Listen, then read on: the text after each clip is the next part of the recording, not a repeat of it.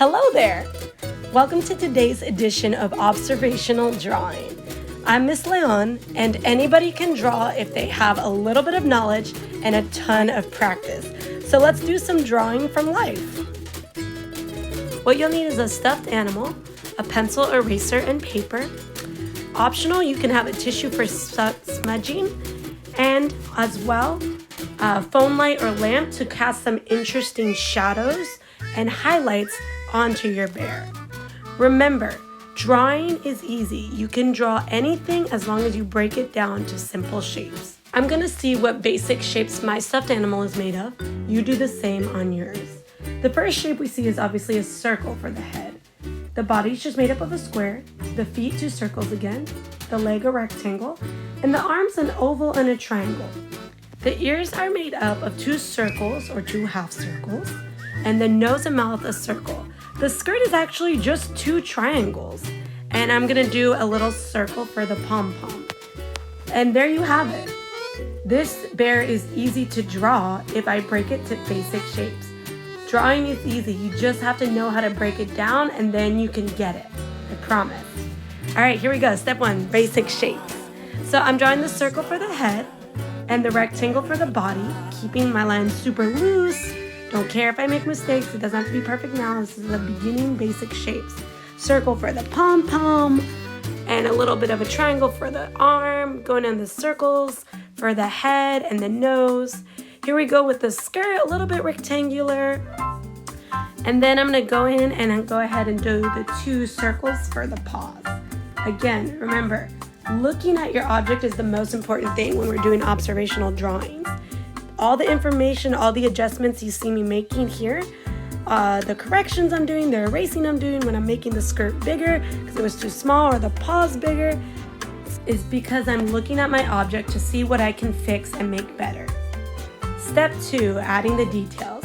We're gonna now go in and kind of refine those basic shapes and bring a little bit more details to this drawing. So, even though these are not necessarily as basic looking in our mind, it's still following the concept of adding the basic shapes.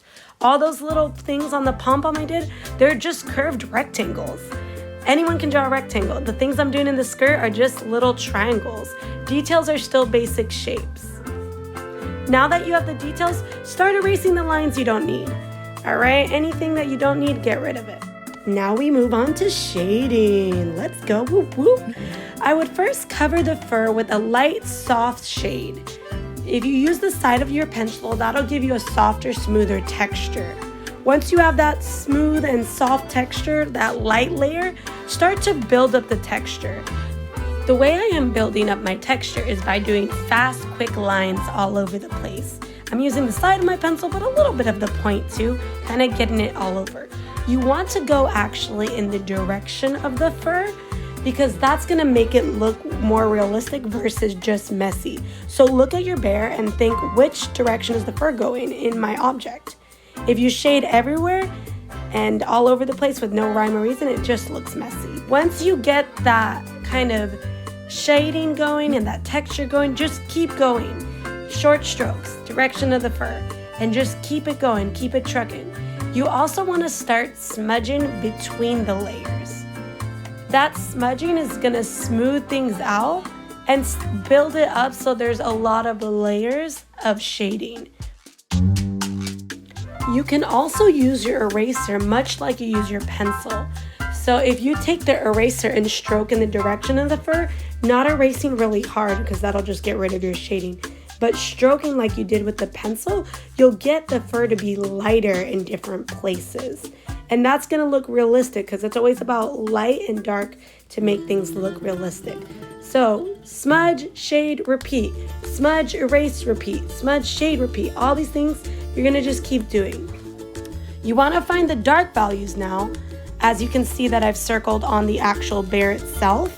And then you wanna start putting those dark values in where they go. And then again, once you get those dark values in, smudge, shade, repeat. That is how you build a realistic looking piece. Final details, you can do it. This first scribble is the point of a pencil. you can see the second scribble is a much wider and more consistent stroke. So continue to use the side of your pencil and make sure you shade in all one direction for consistency.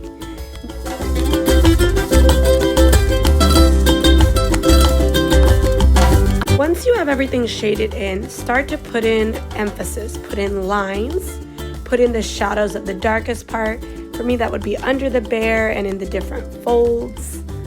I'm putting in shadows where things meet. So under the folds of the dress, under the pom-poms, in the eyes, on the nose, on the head, under the neck. I'm also adding light to the brightest spots because realistic drawing is all about having dark and light meet. Once you are done adding the highlights and shadows, erase what you don't need. And ta-da! You have your final observational drawing of a stuffed animal. Remember, if this is your first drawing, it may not be amazing. My first one was terrible. Keep looking at objects around you and trying to draw them realistically. You will get good. Let's review the steps. So, step number 1, drawing the basic shapes. Step number 2, you add all the details, but you're still using the concept of basic shapes to draw out what you see.